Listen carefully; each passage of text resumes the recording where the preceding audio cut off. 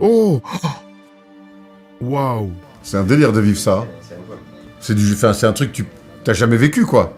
Ces mecs-là regardent la NBA toute l'année. Le Thunder d'OKC est donc champion NBA 2025. Et aujourd'hui, on a la chance d'avoir Tony Parker. Et Tony, Nous sommes très déçus puisque l'équipe de France vient de perdre. ça va Victor? Très bien. Je me suis entraîné ce matin, là, je suis en forme. Mais pour la première fois, ils la regardent dans le Vision Pro. Et LeBron James! LeBron, il est là. Ah, c'est exceptionnel. C'est pas exceptionnel! Oh, ok. Allez gros! Voilà! Yes! Ah ouais, là, je suis... Ah ouais, waouh. Oh, incroyable! Le Vision Pro, c'est un écran juste devant vos yeux qui remplace votre champ de vision pour ajouter des apps à votre environnement. C'est un ordinateur qu'on ne touche pas, on regarde à travers. Mais on peut y faire quelque chose de beaucoup plus cool. Changer son environnement. Pour un lac américain, une plage de Bora Bora, la lune ou le parquet des Lakers. Ah, je suis à l'entre-deux. Je suis...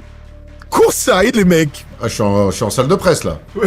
Ce que vous voyez là, c'est le moment où leur cerveau accepte qu'ils ne sont plus dans mon studio. Ils sont au bord du terrain. J'ai fait tester ce casque à une bonne centaine de personnes, et c'est la réaction qu'il provoque à chaque fois. L'émerveillement d'une première fois. Votre première rencontre avec un dinosaure, votre premier concert privé, votre premier débarquement en Normandie, votre premier match de NBA. Le Vision Pro est une machine à première fois, mais aussi à dernière, parce qu'aucun d'eux ne va l'acheter. Ils vont revenir à mon studio et ne plus jamais vivre l'expérience qu'ils viennent de vivre. Parce qu'Apple donne des signaux très clairs de recul sur le projet. Selon IDC, Apple aurait expédié seulement 45 000 Vision Pro sur le trimestre des fêtes en 2025. Dans le même temps, Apple a quasiment supprimé les dépenses marketing aux États-Unis et au Royaume-Uni. En juin 2024, The Information disait qu'Apple avait mis en pause un successeur haut de gamme. Et un an plus tard, Bloomberg rapportait qu'Apple avait stoppé une version plus accessible pour réaffecter des ressources vers des lunettes d'OPLIA. Ce casque fait de la magie, mais personne n'achète cette magie, même pas Apple. Et je vais vous expliquer pourquoi. Pause, il y a un problème avec ça. Les écouteurs sont devenus très forts pour nous isoler du monde, c'est hyper pratique dans le métro, mais beaucoup moins dans d'autres situations. Quand vous courez avec, vous n'entendez pas les voitures arriver. En open space, vous sursautez quand un collègue vous tape sur l'épaule. Dans la rue, vous criez au téléphone. Alors Shox a développé un écouteur qui ne rentre pas dans l'oreille, l'OpenFit Pro. C'est une petite enceinte posée à quelques millimètres de l'oreille qui envoie le son par l'air. Le tympan reçoit le signal sonore, mais l'oreille reste complètement ouverte. Le son par l'air, d'habitude, ça produit peu de basse. Alors Shox a développé la technologie Super Boost, un haut-parleur à double diaphragme synchronisé pour avoir une plage de fréquence plus élargie et donc des basses et des aigus plus riches et précis. Et si l'environnement est trop bruyant, il y a un mode réduction de bruit, un système à 3 micros associé à un algorithme d'adaptation à l'oreille qui identifie le bruit et le transmet au haut-parleur. Dans le train, vous entendez moins les conversations fortes des voisins, mais toujours les annonces. Et dans la rue, le bruit des voitures s'atténue sans disparaître. Et comme il ne rentre pas dans l'oreille, vous ressentez zéro pression, zéro irritation, vous pouvez les oublier et écouter du son pendant 12 heures d'affilée sans perdre contact avec le monde. Pour en savoir plus sur la technologie de l'OpenFit Pro, le lien est en description. Merci Shox. Oh, regarde, je suis à Crypto.com Arena, c'est ma salle préférée. Je me suis assis pour la première fois pour voir Kobe, juste à gauche là-bas, là, en 106. Ah, je suis à l'entre-deux. Je suis... Courtside, les mecs! Ça, c'est des places à 60 000, ça. Allez, les gros, allez. Ce qui se passe dans leur tête à ce moment-là, les chercheurs l'appellent Place Illusion. C'est le moment où notre cerveau croit qu'il est ailleurs. Là, Erwan et Thomas ne sont plus dans mon studio. Ils sont sur le parquet des Lakers. Ils voient LeBron James s'échauffer, ils entendent le coach hurler à côté d'eux, et ils ont presque l'impression qu'il pourrait perturber le match. Oh, LeBron, il vient de mettre un énorme alley-oop. Oh, le ballon! Oh, incroyable! Très étonnant. Par contre, des fois, c'est perturbant, t'as les pieds, tu sais, tu dis, ah, je vais pas faire ça, sinon l'arbitre, je vais le faire tomber. On t'y est vraiment, quoi. Puis la profondeur, elle est incroyable. À la différence de la télé qui vous montre une image, le casque vous place dans un endroit. Et pour le cerveau, c'est pas la même chose du tout. Nos yeux ne mesurent pas des mètres, ils mesurent des angles. Notre cerveau reçoit de la lumière, il calcule combien de degrés un objet occupe dans notre champ de vision, et à partir de ça et d'un tas d'autres indices, il reconstruit une scène en 3 dimensions. Une télé 65 pouces, ce qui est déjà une grande télé, quand elle est à 3 mètres de vous, elle occupe environ 15 degrés de votre champ de vision vertical. 15 degrés pour tout l'écran. Donc même si un joueur de 2 mètres remplit l'écran de haut en bas, pour notre cerveau, ce joueur fait 15 degrés. Alors que s'il était dans notre salon, il occuperait probablement plus du double. Notre cerveau ne peut pas ressentir un joueur de 2 mètres si ce qu'il voit, c'est une silhouette qui occupe une petite partie de sa vision. Il peut savoir que c'est un basketteur professionnel et imaginer qu'il est grand, mais il peut pas le percevoir. Dans le casque, les joueurs occupent le bon angle. Quand LeBron James passe devant Erwan, il remplit une partie de son champ de vision qui correspond à quelqu'un qui fait 2,06 m. Son cerveau reçoit un signal cohérent et il commence à interpréter la scène différemment. Ça, c'est la première étape de l'illusion. La deuxième, c'est la stéréo. Vos deux yeux sont espacés d'environ 6 cm.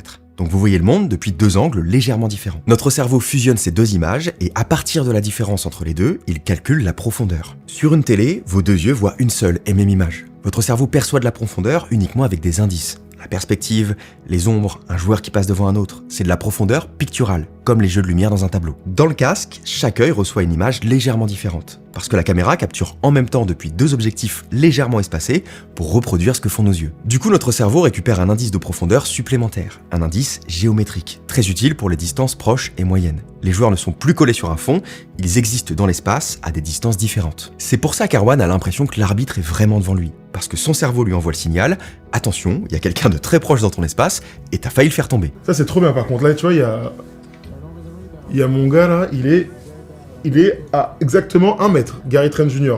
Les joueurs, ils sont en taille réelle, ils font vraiment balèze. Hein. Doc Rivers. T'as vu, ils sont trop près, non? J'adore ça. Ok, il y a une dernière raison, le lien entre la tête et le monde.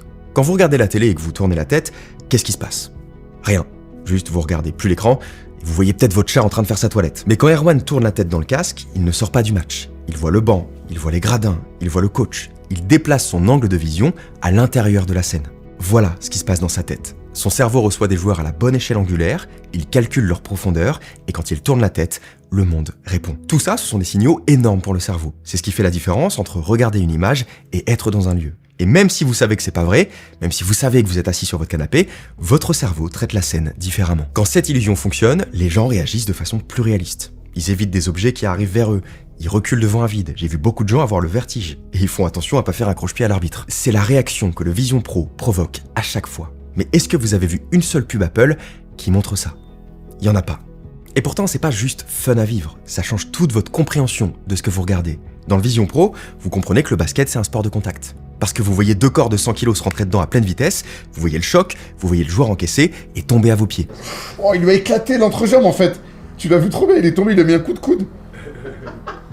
Pour autant, c'est pas parfait. En fait, il y a 3 choses qui peuvent briser l'immersion. La première, c'est la captation du son. Moi qui ai eu la chance d'être courtside dans le truc NBA, il y a un truc qu'on ne ressent absolument pas. On voit la taille, on sent la vitesse, on voit des contacts, mais alors, quand t'es dans la salle, le bruit du rebond, les vibrations du rebond, les pas des joueurs, c'est vraiment pas. Ça, tu le ressens absolument pas, là. La deuxième, c'est l'angle de la caméra, à 180 degrés. Ça vous permet de regarder sur les côtés, mais pas derrière vous.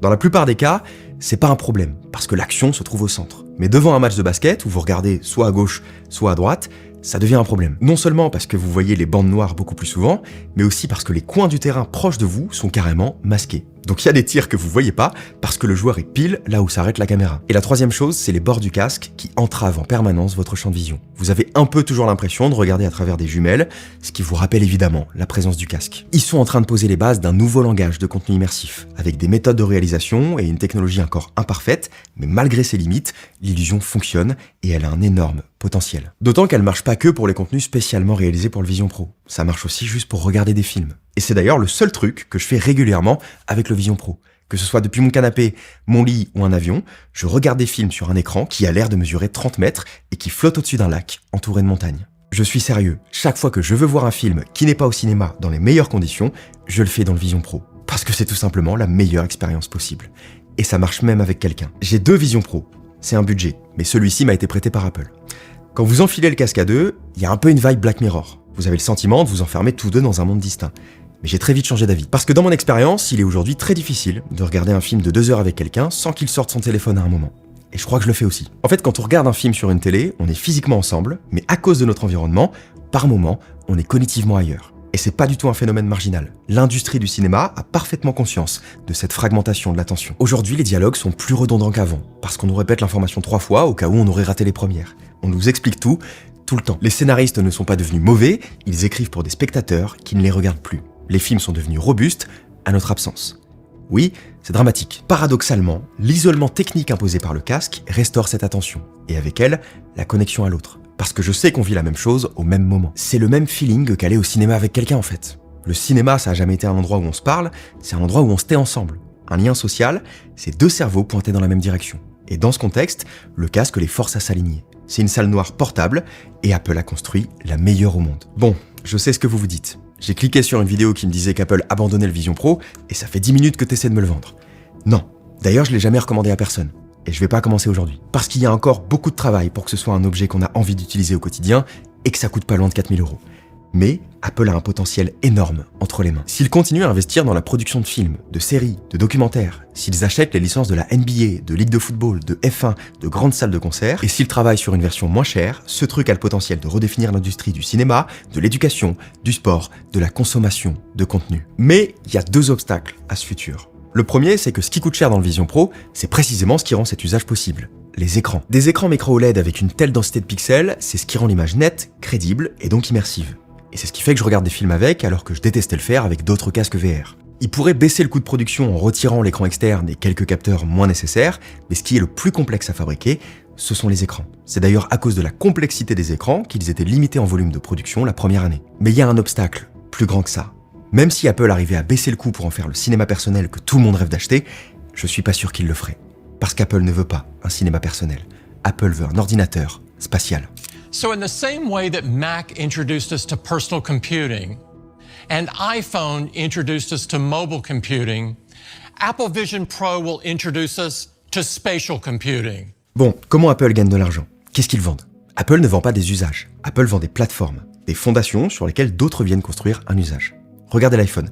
L'iPhone, c'est pas une messagerie, c'est pas un appareil photo, c'est pas TikTok. L'iPhone, c'est l'objet sur lequel toutes ces choses tournent. Quand vous achetez un iPhone, Apple ne gagne pas juste le prix de l'iPhone, il gagne une part de tout ce que vous faites dessus. Sur chaque app que vous achetez, Apple prend entre 15 et 30%. Sur chaque abonnement aussi. Selon des estimations d'analystes, l'App Store générerait autour de 80 à 80 milliards de dollars par an. Et Apple n'a pas eu à créer une seule des apps qui génèrent cet argent.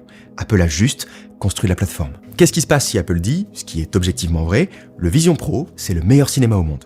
Ça devient un accessoire, autour duquel il y a très peu d'écosystèmes à construire, donc très peu de développeurs qui créent des apps, donc pas de revenus récurrents. Mais si Apple dit, le Vision Pro, c'est un ordinateur spatial, qu'est-ce que ça devient? Ça devient une plateforme, un nouvel écosystème, un nouveau territoire où Apple contrôle l'infrastructure d'un App Store spatial et donc des revenus pour les prochaines décennies. Le problème, c'est que cette stratégie a un coût.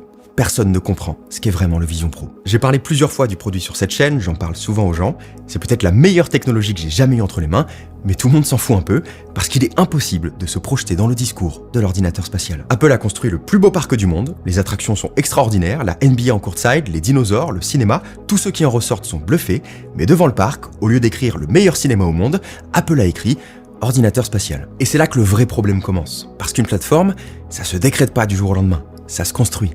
Et ça se construit avec une boucle. Des utilisateurs achètent le produit. Parce qu'il y a des utilisateurs, des développeurs créent des apps. Parce qu'il y a des apps, plus d'utilisateurs achètent le produit.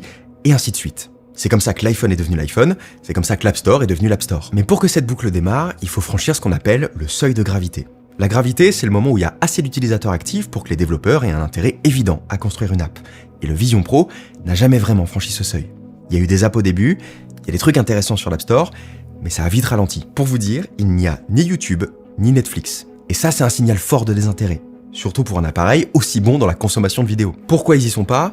Il y a peut-être un petit peu de stratégie de concurrence, mais développer une app, ça coûte aussi de l'argent. Et ils voient un produit à 4 000 € qui concerne seulement quelques centaines de milliers d'utilisateurs, alors ils font le calcul. Ce désintérêt du public et des développeurs se traduit par un ralentissement du projet. Pourtant, malgré ce qu'on lit, et qui est sûrement vrai, je conteste pas du tout les infos, je crois pas qu'Apple abandonne le produit. En octobre 2025, ils ont même sorti cette petite mise à jour matérielle, avec un processeur plus récent, et ce nouveau bandeau plus confortable. Et surtout, les contenus immersifs continuent à sortir. La NBA en courtside en live, c'est le plus gros contenu immersif qu'Apple ait sorti. Mais le problème principal, c'est que si c'est un ordinateur, alors il est très mauvais. Et c'est pas juste une question de temps ou d'application, c'est un conflit plus profond que ça. Un ordinateur, c'est une machine à produire du texte. Vous tapez au clavier, vous sélectionnez du texte, vous copiez-collez, vous tapez encore au clavier. 80% de ce que vous faites sur un ordinateur, c'est du texte. Des mails, des recherches, des documents, du code, des messages. Mais le Vision Pro, c'est une machine à regarder. Vous regardez quelque part pour sélectionner, vous pincez avec vos doigts pour valider. Ça fonctionne extrêmement bien, c'est ce qu'il y a de plus impressionnant dans le casque, jusqu'à ce que vous deviez taper du texte sur le clavier flottant. Et là, vous tapez timidement, lettre par lettre, comme si c'était la première fois que vous utilisiez un ordinateur. Alors vous pouvez connecter un clavier physique, mais qui vous ramène un peu à l'ancien monde et qui disparaît parfois dans l'environnement. Le Vision Pro est révolutionnaire pour regarder, mais il est archaïque pour produire. Et tant que l'ordinateur restera une machine à taper, il restera coincé entre deux mondes. Sauf si le monde change. Et il est en train de changer. Il y a un truc que j'observe dans ma façon de travailler, c'est que je tape moins qu'avant. Parce qu'en appuyant sur une touche, je déclenche une IA qui écoute ce que je dis, comprend le contexte de ma fenêtre, si c'est un mail formel ou si c'est une conversation avec un pote, et le tape pour moi. C'est assez libérateur parce que je m'exprime beaucoup plus à l'oral, je suis pas limité par ma vitesse d'écriture, et je me concentre sur ce que je dis. Pour la recherche aussi, on pose moins de questions à Google et plus aux IA, et ça on peut le faire à la voix. Je crois qu'on est en train de sortir progressivement de l'ère de la machine à taper. Attention, j'écris encore la majorité du temps au clavier, mais il y a une tendance qui émerge, dans laquelle le clavier n'est plus une interface obligatoire entre le cerveau et la machine. En partant du principe qu'Apple parvient à régler les problèmes d'inconfort, de batterie et le manque d'applications, le Vision Pro pourrait être l'ordinateur d'une époque à laquelle on ne tape plus. On regarde, on pince, on parle. C'est exactement l'interface qu'il faut pour piloter une IA. Et d'ailleurs, il y a déjà des indices de ce futur dans le Vision Pro actuel. Quand vous êtes sur une page et que vous voulez descendre, vous n'avez pas besoin de scroller. Vous regardez vers le bas de la fenêtre et la page descend toute seule. Vous n'avez rien fait, vous avez juste regardé dans une direction et le casque a compris ce que vous vouliez. C'est une interaction implicite. Le casque lit votre regard en permanence et il anticipe votre intention avant même que vous l'exprimiez. L'ordinateur spatial pourrait être une interface qui lit vos intentions, assistée par une IA qui les exécute. Et c'est peut-être exactement ce qu'Apple a vu dès le début. C'est un ordinateur conçu pour une ère où on ne tape plus, dans un monde où on tape encore. C'est peut-être visionnaire, c'est peut-être beaucoup trop tôt, c'est peut-être les deux à la fois. En tout cas, ça se passe pas exactement comme prévu. Sinon, il y aurait pas d'articles sur des abandons de projets, il y aurait pas de réaffectation d'équipes, il y aurait pas une chute des dépenses marketing. Apple espérait vendre plus. Apple espérait avoir plus d'apps, Apple espérait que la boucle démarre, et ça n'a pas marché. Mais il faut comprendre une nuance importante. Pour Apple, que ça marche ou non, c'est un formidable laboratoire. C'est là qu'ils testent les interactions du futur, c'est là qu'ils entraînent les développeurs à penser en 3 dimensions, c'est là qu'ils construisent une couche d'interface qui pourra migrer vers des lunettes ou vers autre chose. Je crois qu'Apple pense que les rectangles lumineux qu'on travaille partout pourraient être remplacés par autre chose. Des pixels qui flottent autour de nous, des interfaces qu'on contrôle avec les yeux, les mains, la voix, pas avec une souris ou un doigt sur du verre. C'est ça, l'ordinateur spatial. Une nouvelle façon d'interagir avec l'information. Et le Vision Pro, c'est le terrain d'essai de ce monde-là. Apple fait 2 paris en un. Le hardware va s'améliorer et il sera prêt le jour où l'ordinateur va changer. Si ces 2 paris se réalisent, le Vision Pro aura été le prototype du futur. Si ces 2 paris échouent, le Vision Pro sera le plus beau produit qu'Apple ait jamais tué. Parce qu'ils auront fait un choix. Le Vision Pro est une machine à première fois, mais Apple veut une machine de tous les jours. Entre les deux, c'est une machine à dernière fois. Merci à tous, merci à Shox. C'était Léo Duff.